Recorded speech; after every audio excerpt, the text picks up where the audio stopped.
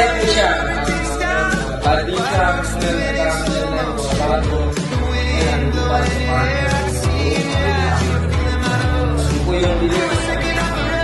Wala akong tulungan. As a team, gumagawa tayo bilang grupo, hindi laging magkailangan. Sa buhay natin, hindi laging panalo, hindi laging talo. Ibig sabihin nun, kailangan natin yung isa't isa. Then, i-value natin yung kung ano yung effort ng isa, dapat hindi natin sasabihin na yun lang dalawa.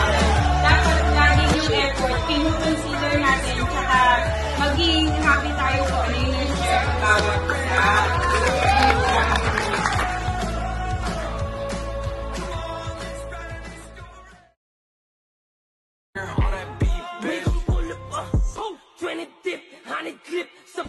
One eternity later.